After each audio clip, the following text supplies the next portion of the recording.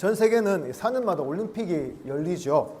올해는 프랑스 파리에서 올림픽이 열리고 있는데 제가 주변을 한번 보니까 올림픽에 대한 관심이 예전보다 굉장히 크게 줄었다는 것을 보게 됩니다. 사람들이 올림픽 이야기를 별로 하지 않고요. 또한 옛날에는 올림픽 금메달이라도 따게 되면 그 집안이나 그 마을에 가서 막 응원하는 것도 보여주고 막 환호성 치는 것도 보여주고 막 인터뷰도 하고 이러는데 요새는 이런 것들을 잘 보여주지 않습니다. 여러분, 우리나라가 오늘까지 금메달 몇 개 딴 줄 아십니까? 별로 관심이 없으시죠? 몇 개 땄을까요? 13개 땄어요. 그렇죠. 우리나라가 지금까지 금메달 가장 많이 딴 게 몇 개일까요? 13개예요. 그러니까 지금 역대급으로 금메달을 많이 땄어요. 그런데 이번에 선수단이 갔을 때 금메달 몇 개 예측한 줄 아십니까? 5개였어요. 5개 따면 많이 딴다고 생각하고 갔는데 지금 갑절 이상의 금메달을 따고 있고요. 혹시나 금메달 한두 개 더 딸지도 모른다고 기대하고 있더라고요.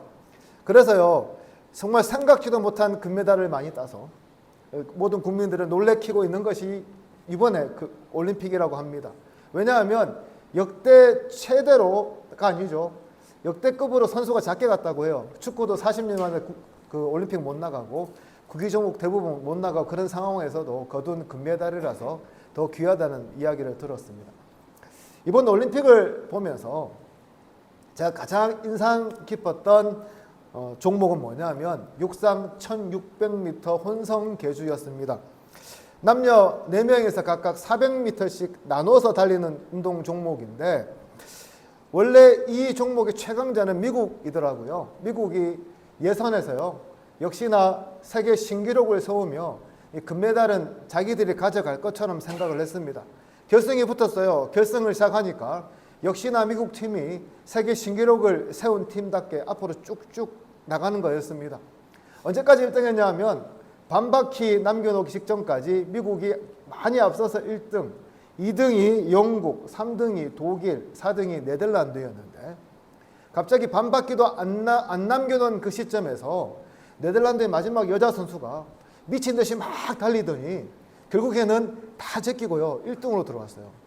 와, 그 장면을 보는데 육상의 맛이 이런 거구나, 역전승이 이렇게 짜릿하구나라는 것을 제가 보면서 느껴보았습니다.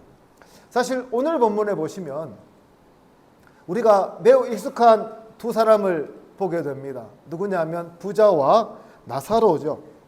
교회에 조금이라도 다녀보신 분들이라면 이 두 사람이 누군지 아실 거고, 이 두 사람의 운명이 세상과는 다르게 저기 죽어서는 완전히 역전된다는 것을 잘 알고 계실 겁니다. 하지만 우리가 이 비유를 살펴보기 전에 꼭 기억해야 할 것이 하나가 있는데 이 비유는 예수님께서 창작해서 들려주신 이야기가 아니라는 겁니다.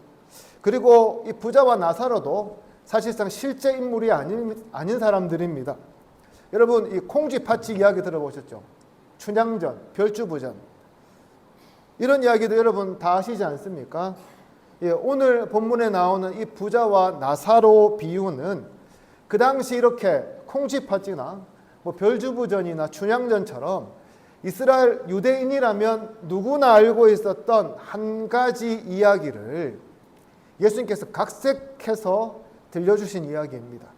그렇다면 그 이야기의 제목이 뭘까요? 당연히 아무도 모르시겠죠. 그렇죠? 예, 이 이야기의 제목은 뭐냐 하면 가난한 서기관과 부자 세리 바르마얀, 이런 제목이었다고 합니다. 내용도 비슷해요. 같이 이 세상 살 때 서기관은 가난하게 살고 이 부자 세리는 부유하게 살았는데 죽어서 보니까 이 두 사람의 운명이 역전되었다는 이야기입니다. 오늘 본문 말씀과 굉장히 유사한 이야기예요. 여러분, 그런데 이 가난한 서기관과 부유한 세리 바르마얀, 이 제목을 여러분 들으면서 어떤 생각이 드십니까? 어떤 의도가 이 이야기 속에 담겨 있을 것 같습니까? 그렇습니다. 유대인들은 이 이야기를 통해서 누가 선하고 누가 악한가를 사람들에게 가르치려고 했습니다. 아이들의 언어를 빌리자면 서기관은 착한 놈이고요. 그리고 세리는 나쁜 놈이라는 거죠. 우리가 좀 더 구체적으로 말해 볼까요? 로마에 부역하면서 같은 민족인 유대인들을 착취하며 호의호식하는 그러한 세리보다는 차라리 로마에 충성하지 않고 하나님께 충성하며 가난하게 사는 편이 훨씬 더 낫다는 그런 교훈을 주고 있는 이야기라고 할 수가 있습니다. 그런데 이 비유를 보게 되면 자연스럽게 또한 누가복음이죠. 예수님께서 말씀해 주신 이 바리새인과 세리의 기도를 떠올리도록 만듭니다. 예수님은 세리와 바리새인이 성전에 올라가 기도한 것을 비유로 말씀하시면서 바리새인이 아니라 세리의 기도를 하나님께서 받으셨다고 말씀하십니다. 다시 말해서 외식하고 남에게 잘 보이기 위한 기도를 하나님께서 기뻐 받으시는 것이 아니라 바로 진정한 마음에서 우러나오는 기도를 하나님께서 받으시고 그 기도가 하나님의 마음을 움직이게 한다는 것이었습니다. 그렇게 본다면 이 부자와 나사로 비유는 바로 우리의 생각이 바퀴함을 잘 보여주고 있습니다. 우리가 판단하기에 거룩하고 선하다고 생각하는 것들, 우리가 바라보기에 좋다고 생각하는 것들이 정말 진실이 아닐 수가 있고요.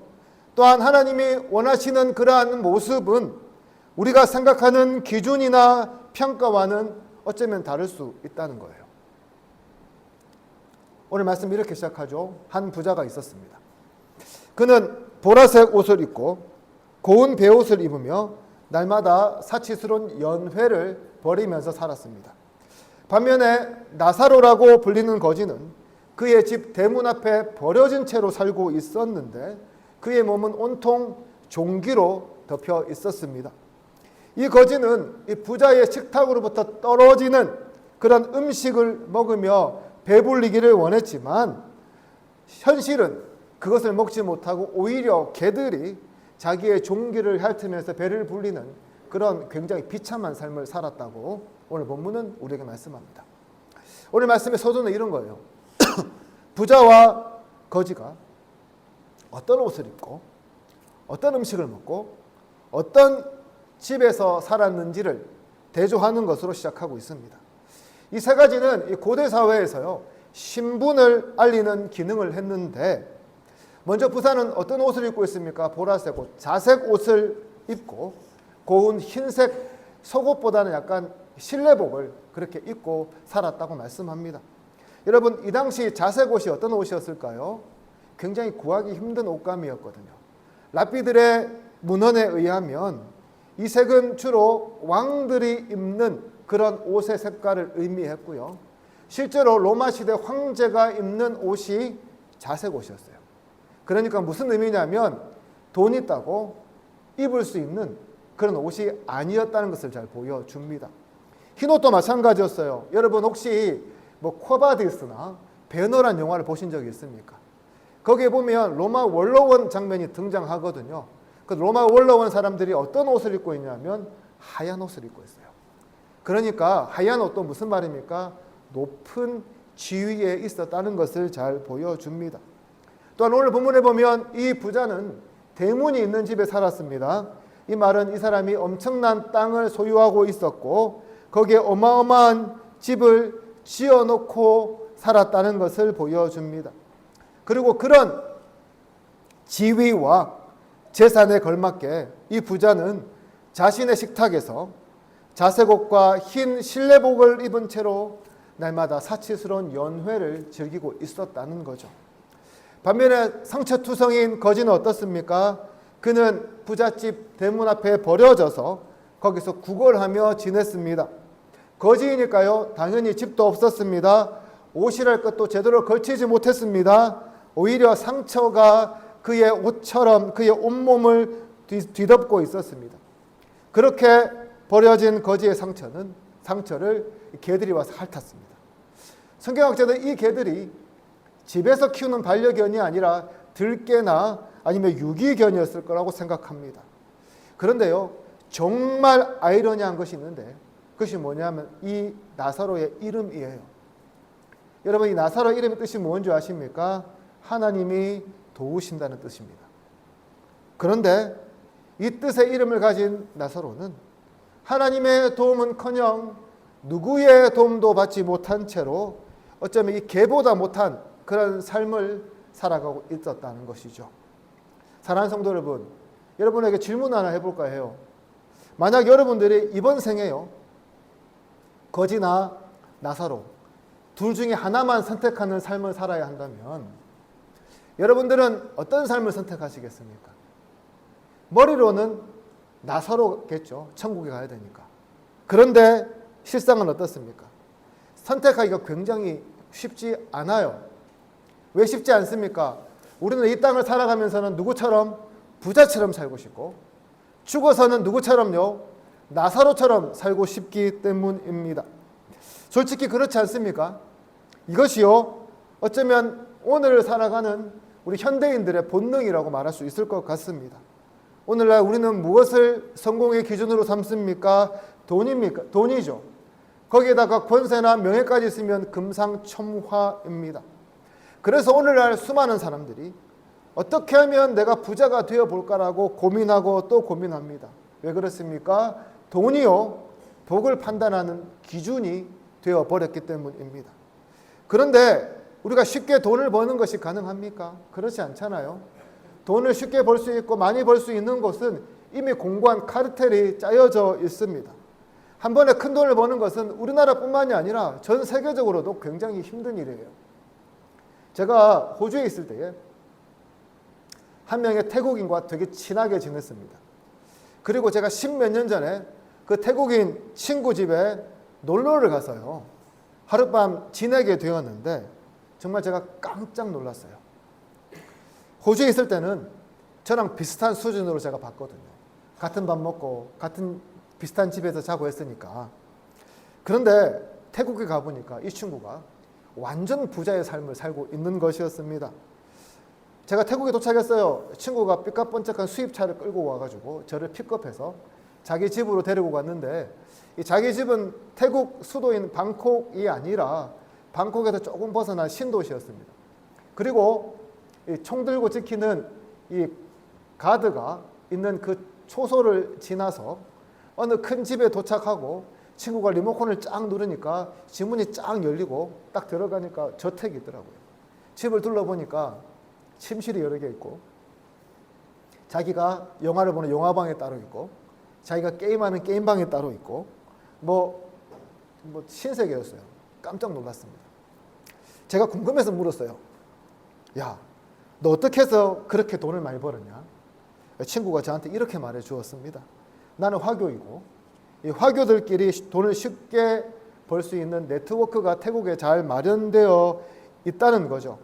그래서 자기는 지금은 태국 사람들이 좋아하는 생선을 독점으로 수입해서 냉동창고에 넣어놓고 때 되면 그것을 꺼내주며 그냥 돈을 벌고 살고 있다는 것이었습니다. 그러면서 저한테 뭐라 말하냐면, 야, 너 한국에서 먹고 살 일 없으면 나한테 와. 내가 피자랑 먹고 살게 해줄게 라고 저에게 이야기를 했어요. 그때 갔어야 했는데, 참 아쉽습니다. 농담이고요. 그렇습니다. 여러분, 부자 되는 게요, 쉽지가 않은 거예요. 정말 어렵습니다. 우리가 언제 오늘 본문에 나오는 이런 부자와 같은 그러한 큰 부자가 될 수 있겠습니까? 그런데 우리에게는 이런 욕망이 항상 우리 속에 자리 잡고 있는 거죠. 교회도 마찬가지입니다. 이런 사람들의 욕망에 편승해서 부자로 만들어주겠다고 약속하는 목사님들이나 부흥사들이 참 많이 있습니다. 그리고 그런 분들에게 돈을 갖다 바치며 부자 되게 해달라는 사람들이 꽤 많다는 이야기도 들려옵니다. 그런데 이런 이야기를 들을 때마다 저는 굉장히 자괴감이 밀려옵니다. 여러분, 교인들 중 대부분은 이 갑부들이 아니잖아요. 대부분은 그냥 평범하게 하루하루 살아가는 분들인데, 이런 말도 안 되는 꿈을 심어주고 있기 때문에 그렇습니다. 그런데 사람들이 그 하나의 욕망을 바라보고 쫓아가고 있다는 것이죠. 여러분, 정말 복받은 사람이 누구일까요? 정말 돈이 많은 사람들일까요? 건강한 사람들일까요? 명예와 권세를 얻고 있는 사람들일까요? 아니요. 저는 하나님 믿는 우리가 이 세상에서 가장 복받은 사람들이라는 것을 확신합니다. 그렇습니다. 우리는 소위 성공하고 돈 많은 사람들을 향해서 복을 받았다고 쉽게 말을 연발하지만 하나님 앞에서 보면 결코 그렇지 않다고 오늘 본문은 우리에게 말씀하고 있습니다. 오늘 본문에 나사로를 다시 한번 보십시오. 요즘 우리의 관점으로 보면 완전한 실패자입니다. 모든 것을 포기하고 살아가는 노숙자들의 인생보다 힘들면 힘들었죠. 정말 덜하지 않게 보입니다. 사람에게 버림받았습니다. 개에게 무시당합니다. 과연 어느 누가 나사로와 같은 그런 삶을 살아가고 싶겠습니까? 그런데 결과는 어떻습니까? 성공자로 보이던 부자는 이 땅에서 구원받은 사람으로 인정받고 장례도 잘 치렀지만 지옥으로 가고요. 장례도 치르지 못한 채로 지지리도 복이 없고 구원받지 못한 사람으로 낙인 찍힘을 당했던 이 나사로는 천국으로, 인생 자체가 역전되기 때문이죠. 그럼 여러분, 나사로가 왜 천국에 갔을까요? 그가 정말 가난해서 천국에 갔을까요? 정말 이 땅 가운데 가난하고 불쌍하게 살아서 하나님 너무나 이 나사로를 긍휼히 여기셔서 그냥 천국으로 보내주셨을까요? 아니요. 오늘 본문에서는 명확하게 이야기하지 않지만 나사로가 천국에 갈 수 있었던 것은 그가 가난했기 때문이 아니라, 그가 불쌍했기 때문이 아니라, 그가 가난하고 불쌍함에도 불구하고 하나님을 믿었기 때문입니다. 부자가 지옥 간 이유도 다르지 않습니다. 그가 하나님을 믿지 않았기 때문인 거죠. 그는 오로지 자신만 아는 사람이었기 때문에 하나님과 이웃을 사랑하지 않았던 것입니다. 그 결과 그는 영원한 멸망으로 가고 말았습니다. 그렇습니다. 우리가 이 땅에 살면서 가장 해야 할 가장 중요한 일이 있다면 무엇이라고요? 하나님을 믿는 거예요. 하나님을 믿을 때에 우리에게 참 소망이 있다는 것입니다. 이것이 무엇을 보여줍니까? 우리가요, 세상을 살아가면서 하나님을 믿는 한 우리에게 희망이 있다는 것입니다. 이 이야기를 생각할 때마다 비록 이 생에서는 우리가 참 많이 곤고하고 여러 가지 힘들고 어려운 상황에 놓여서 눈에 보이는 성공한 사람들에 비해 불행해 보일 수는 있겠지만 우리의 삶은 결국 저 천국에서 역전으로 마감되고 말 것이라는 그런 확신을 얻기 때문입니다. 그러므로 사랑하는 성도 여러분, 지금 내가 처해 있는 그 상황을 바라보면서 무조건 비관적으로 생각하지 마시기를 바랍니다. 하나님을 믿는 한 우리에게는요, 소망이 있는 거예요. 하나님을 믿는 한 우리의 인생 막바지에는 대역전이 준비되어 있다는 것입니다. 그러므로 살아가시면서 마주하는 여러 시련과 고통과 또한 우리 형편의 곤고함만 바라보면서 나의 불행함을 탓하기보다는 우리를 위해 저 천국을 예배해 두고 계시는 그 하나님을 바라보며 모든 순간에 힘을 얻고 힘을 내는 저와 여러분 되기를 간절히 소망합니다. 그러나 이 비유가 알려주는 것은 이것만이 아니에요. 여러분, 오늘 본문에 나오는 부자는 누구를 의미할까요? 바로 하나님보다 돈을 더 사랑하고 사람들 앞에서 자기를 의롭다고 잘난 체 했던 바리새인들을 가리킵니다. 반대로 나사로는 어떤 사람일까요? 바리새인 같은 자들에 의해서 종교적, 인종적, 도덕적, 사회적으로 버림을 받았지만 예수님의 천국 복음을 듣고 회개하고 돌아온 세리와 창녀와 죄인과 같은 사람들을 가리킵니다. 오늘 본문에 보시면 틀림없이 구원을 받았을 것이라고 사람들이 확신했던 부자는 지옥불에 던져지는 반면에 결코 구원받지 못할 것이라고 평가받던 나사로는 구원을 받습니다. 이것은 자기들의 의를 확신함으로 구원에 자신감을 가졌던 종교 지도자들은 예수님을 믿지 않았기 때문에 구원의 자리에 이르지 못하게 되는 반면에 구원과 전혀 상관없는 자들로 간주되었던 자들이 그들의 눈앞에서 구원받을 것을 보여주고 있습니다. 앞서 이 비유의 원래 이야기, 가난한 서기관과 부자 세리 바르마이안이라는 그 이야기를 여러분 다시 한번 생각해 보시기 바랍니다. 이 당시 유대인들은요, 이 나사로와 같은 그런 세리나 창녀나 죄인들 결코 구원받지 못한다고 생각했습니다. 이 땅에서 호의호식하지만 천국에 가면 자기들과 완전히 운명이 바뀔 거라고 믿었습니다. 그러나 예수님은 이 비유를 통해서 그들의 가르침과 그들의 생각이 틀렸다고 말씀하고 있습니다. 그렇습니다, 여러분. 천국에 가고 지옥에 가는 것은 서기관이나 세리와 같은 신분에 의한 것이 아니라 복음을 듣고 회개하고 예수님께 돌아오느냐 그렇지 않느냐에 달려 있다는 것입니다. 즉 우리가 판단할 일이 아니라는 거예요. 문제는 오늘도 바리새인들과 같은 생각을 가지는 사람들이 참 많다는 거죠. 우리의 죄와 행동에 대해서는 한없이 너그러우면서 다른 사람의 허물에 대해서는 굉장히 크게 볼 때가 많습니다. 이 당시 바리새인들이 어떤 사람들이었을까요? 우리가 읽지 않았지만 14절에 보면 이렇게 말씀합니다. 바리새인들은 돈을 좋아하는 자들이라 라고 합니다. 그렇습니다. 바리새인들은 정말 돈을 좋아하는 사람들이었습니다. 그런데 자기들이 돈을 좋아하고 자기들이 돈을 사랑하는 것은 괜찮고 세리들이 돈을 사랑하는 것은 정죄했습니다. 마가복음에 보면 서기관들이 가난한 과부들의 돈을 빼앗는 일들이 자주 벌어졌다고 말씀하는데요. 서기관들은 그렇게 가난한 사람들의 돈을 빼앗아서 돈을 모아도 괜찮고 다른 사람들이 그렇게 하는 것을 크게 정죄했습니다. 율법을 지키라고 그렇게 그들이 강요하면서 자기들은 고르반을 외치며 내 부모를 공경하라는 그 계명을 지키려고 하지 않았습니다. 그러면서도 어떻게 생각했을까요? 자기들은 반드시 구원을 받고 세리나 죄인들은 반드시 지옥 갈 것이라고 그들이 가르쳤다는 거죠.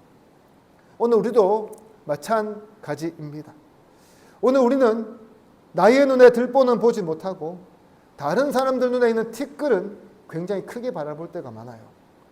그래서 나는 항상 옳고 나는 항상 의롭고 다른 사람들은 죄인이라고 정죄합니다. 저 사람 정말 구원받았다, 구원받지 않았다라고 우리가 판단할 때도 참 많이 있습니다. 그러나 이 비유에서 예수님은 누가 구원을 받을 것이니 만일을 우리가 판단하기 이전에 내가 먼저 과연 그럴 만한 사람인가를 돌아보라고 말씀합니다.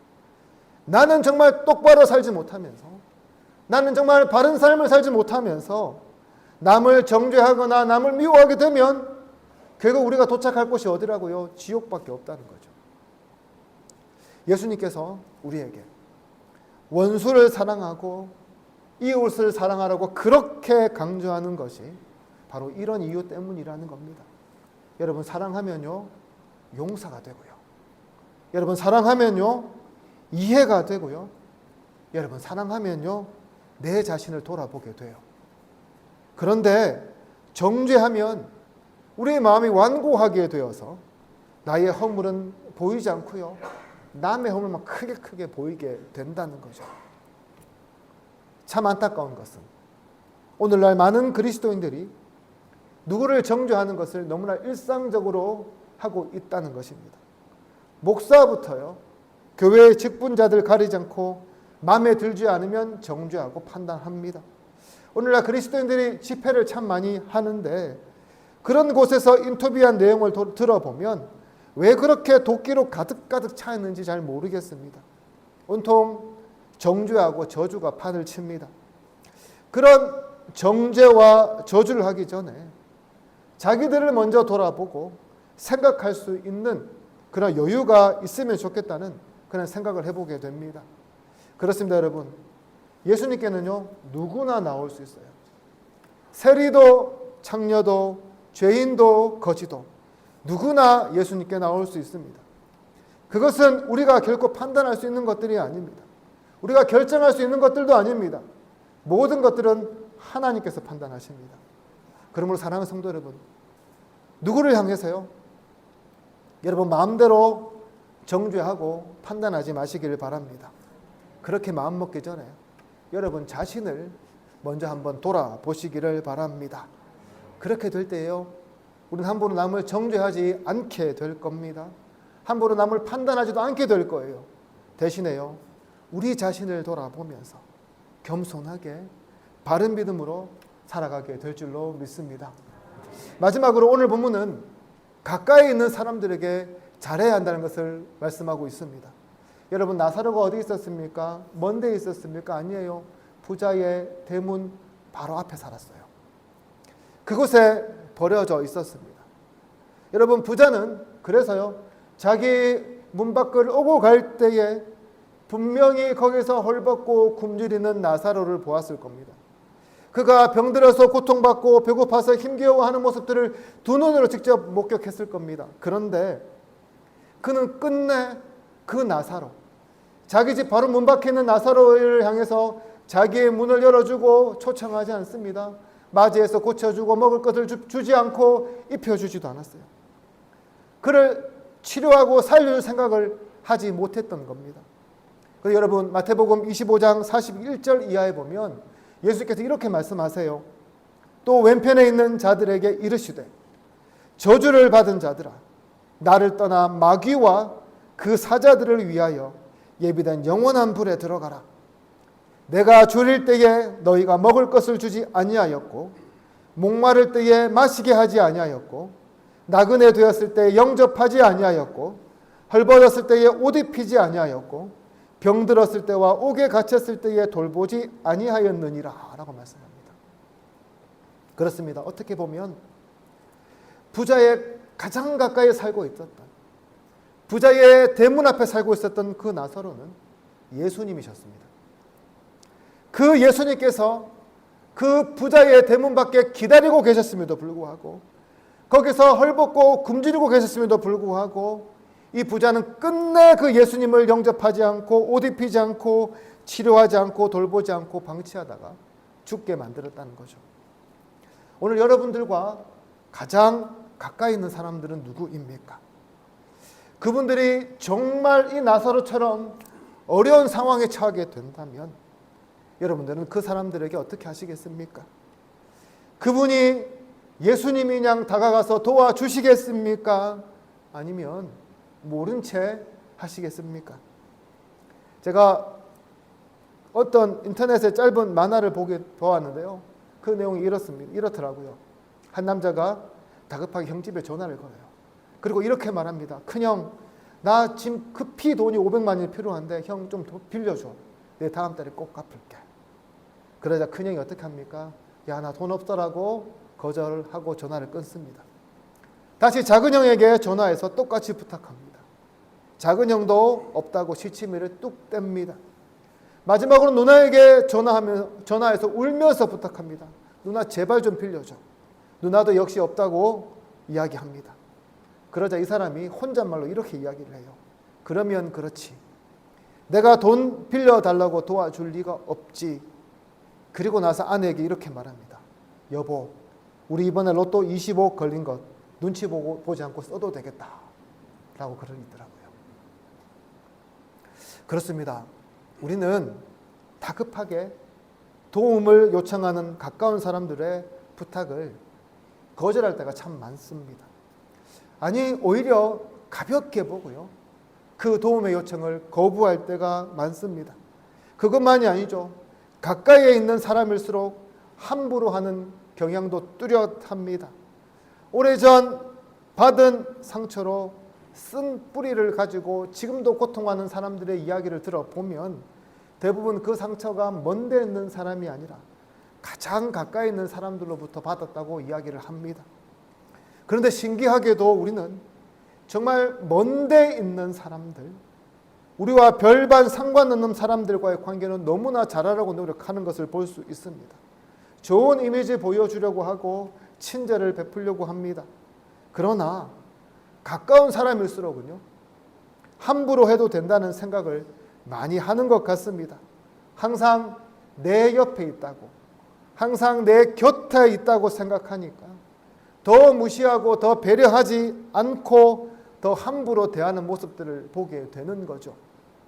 그러나 우리가 정말 잘하고 우리가 정말 친절을 베풀어야 할 사람은 멀리 있는 사람들이 아니에요.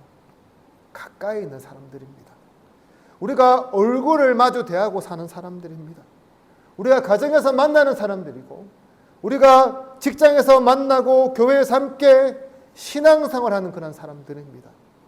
이런 분들과의 관계가 틀어지게 되면요, 이분들의 아픔과 괴로움을 우리가 외면하게 된다면요, 오늘 우리의 모습이나 오늘 본문에 등장하는 부자나 별반 상관없다고 예수님은 오늘 이 비유를 통해서 우리에게 경고하고 계시는 것입니다.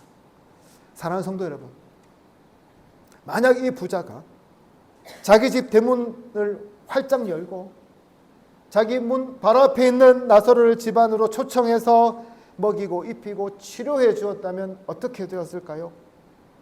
아마도 그는 은혜를 베풀었다는 이유로 나사로라는 좋은 사람을 얻게 되었을 것이고, 이 땅에서 그 보상을 얻지 못해도 저 천국에서 하나님이 주신 복을 충만히 누릴 수 있게 되었을 것입니다. 오늘 우리도 마찬가지입니다. 가까이 있는 사람일수록요, 여러분 더 사랑을 베풀 수 있어야 합니다. 가까이 있는 사람일수록 더 아끼고 더 소중히 여길 수 있어야 합니다. 우리가 정말 얼마나 가까운 사람이 되어야 할까요? 안재욱이라는 이 배우이자 가수가 부른 친구라는 노래가 있는데요, 그 노래가 이렇게 시작해요. 괜스레 힘든 날 턱없이 전화해 말없이 울어도 오래 들어주던 너, 늘 곁에 있으니 모르고 지냈어 고맙고 미안한 마음들. 그렇습니다. 저는 여러분들이 곁에 있는 사람들에게 괜시리 울면서 전화할 수 있는 사람들이 되었으면 좋겠습니다. 그렇게 울적한 마음으로 누군가 전화를 하면 귀찮아하고 그냥 힘들어하며 전화 금방 끊으라고 말하는 사람이 아니라, 그래 뭐가 힘들어서 전화했노라고 오래오래 들어주는 분들이 되었으면 좋겠습니다. 그런 분들이 가까이 있음에 감사하며 행복해했으면 좋겠습니다. 곁에 있는 사람들의 행복을 바라보며 함께 웃었으면 좋겠습니다. 그렇습니다. 여러분, 옆에 있는 사람이, 가까이 있는 사람이 행복해야 우리가 행복합니다. 우리 교회 성도 한 분 한 분이 행복해야 여러분 우리 교회가 행복해집니다. 그러기 위해서 필요한 것이 무엇입니까? 바로 여러분 옆에 계신 분들 바라보시면서 사랑하고 친절을 베풀 수 있어야 한다는 것입니다. 이제 말씀을 정리하겠습니다. 오늘도 많은 사람들이 부자의 삶을 동경하면서 꿈을 꿉니다. 부자로 살면 행복하다고 생각합니다. 그러나 진정한 행복은 거기에 있는 것이 아니라 하나님을 믿는 데 있는 것을 우리가 기억해야 합니다. 어떤 사람들은 다른 사람들을 정죄하며 판단하기를 좋아합니다. 그러나 예수님은 누구를 정죄하고 판단하기 이전에 우리 자신을 먼저 돌아보라고 말씀합니다. 오늘도 곁에 있는 사람들로 인해 고통하고 신음하는 사람들이 얼마나 많은지 모릅니다. 그러나 우리 그리스도인들은 곁에 있는 사람들일수록 더 친절하고 더 사랑을 베풀 수 있어야 합니다. 마치 옆에 있는 사람들 누구한테 하듯이요, 죽게 하듯 섬기며 사랑할 수 있어야 할 것입니다. 오늘도 부자와 나사로 이 비유를 생각해 보면서 예수님을 믿는 우리에게 임할 복들을 기억하면서요, 하나님을 기쁘시게 하는 삶을 살아가는 저와 여러분 되기를 주님의 이름으로 축복합니다. 기도드리겠습니다. 하나님 아버지,